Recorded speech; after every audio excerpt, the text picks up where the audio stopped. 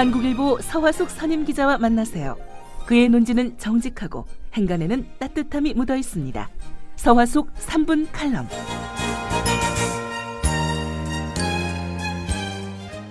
안녕하세요. 서화숙입니다. 오늘 아침 신문마다 크게 났더군요. 박근혜 정부가 집권하자마자 전시작전 통제권, 짧게 줄여 전작권의 환수 시기를 더 늦추자고 미국 측에 요청했다는 사실이 뒤늦게 밝혀졌다고요. 전작권이란 말 그대로 전쟁이 났을 때 작전을 통제할 권한으로 그 나라가 가장 중대한 위기에 닥쳤을 때 군대를 누가 지휘하느냐를 단적으로 보여주는 기준입니다. 지금은 한미연합사에 있습니다. 연합사라고 하지만 실은 미국의 지휘 아래 있다는 말입니다. 가뜩이나 한반도 휴전협정의 주체도 북한과 남한이 아니라 북한과 유엔이어서 엄밀하게 말하면 국제사회에서 군사적으로는 북한의 독립성이 대한민국의 독립성보다 우월한 상태입니다. 게다가 전시의 군사작전 지휘권조차 미국의 통제 아래 있으니 정말 부끄러운 일입니다. 전작권은 독립국가인 대한민국이 당연히 갖고 있다가 6.25 전쟁 초기인 1950년 7월에 이승만 대통령이 메가더 장군의 유엔 사령부에게 전시 지휘권이라는 이름으로 넘겼습니다. 54년에 작전 통제권이라는 이름으로 바뀌었다가 1978년에 한미연합사령부가 창설되면서 유엔군에서 한미연합사로 권한이 넘어갔습니다. 작전 통제권 가운데 평시작전 통제권은 김영삼 정부 때인 1994년 12월 1일로 한국에 넘어왔으나 전시작전 통제권만은 여전히 한미연합사에 남았습니다. 노무현 정부에서 이를 환수하기로 미국과 합의, 환수 시점을 2012년 4월 17일로 잡았습니다. 전작권 환수와 동시에 한미연합사는 해체되는 것이었습니다. 그런데 2010년 이명박 정부는 전작권 환수와 한미연합사 해체를 2015년 12월 1일로 연기했습니다. 그런데 3년 뒤인 그 시점조차 더 연기하자고 박근혜 정부가 제안한 것입니다. 박근혜 정부는 작년 말 대선 유세 시기까지도 전작권 전환을 차질 없이 준비라고 공약에 넣어 예정된 일정을 지키겠다고 했습니다. 그리고는 국민들의 관심이 인사청문회에 쏠려있던 3월에 슬그머니 김관진 국방장관이 척 헤이글 미국 국방장관에게 환수 시점을 연기해달라고 요청했다는 것입니다. 김장수 청와대 안보실장이 6월에도 2015년 12월 1일 전작권 환수를 위해 최선의 노력을 기울여야 한다고 말한 것을 들어 이 사실을 일부러 감추려고 했다는 의혹까지 사고 있습니다. 의혹과는 별개로 분명한 것은 박근혜 정부는 스스로 전시의 작전 지휘권을 행사할 능력도 자신도 없는 약체 정부라는 점을 고백했다는 사실입니다. 군인들이 나와서 그렇게 활약을 하는 정부치고는 참 모순입니다. 아니, 군인들이 국방에 전념하지 않고 이렇게 정치에 나서고 있기 때문에 국방에서는 가장 약체가 되는 것입니다.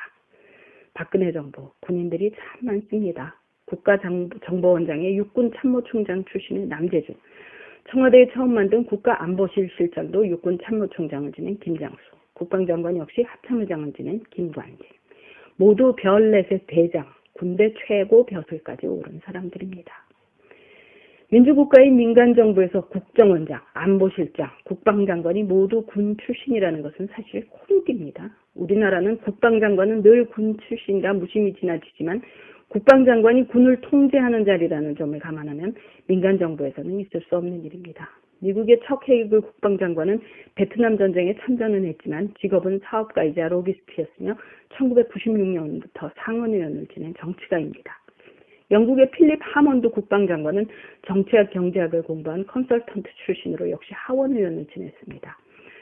독일의 토마스 데 마지에르 장관 역시 역사와 법학을 전공한 법학박사 출신의 정치가입니다. 프랑스의 장-이브 르드리앙 장관 역시 역사를 전공하고 역사학 강사를 지내다 고향인 로리앙시 시장을 17년이나 한 하원의원 출신입니다. 심지어는 러시아의 세르게이 쇼이구 국방장관조차 러시아 연방군 대장 계급을 겸임해서 군인으로 나오지만 원래는 공대를 졸업한 기술자이며 정치가 출신입니다. OECD 가맹국을 다 따져도 과연 군인 출신 국방장관이 얼마나 나올까 의심스러울 지경입니다. 인구가 많고 경제가 급성장한 덕분에 미국과 더불어 양강을 형성하지만 아직도 공산당 지배 아래에 있는 중국 정도가 국방장관이 군인입니다. 베네수엘라는 현직 국방장관이 여성이고 여성으로 국방장관을 배출한 나라는 이미 많습니다. 군인 출신이라도 정말 군대는 군대 본연의 역할에 충실하라는 기본을 잘 지킬 수 있는 사람이라면 좋습니다. 과연 얼마나 있을까는 의심스럽지만요.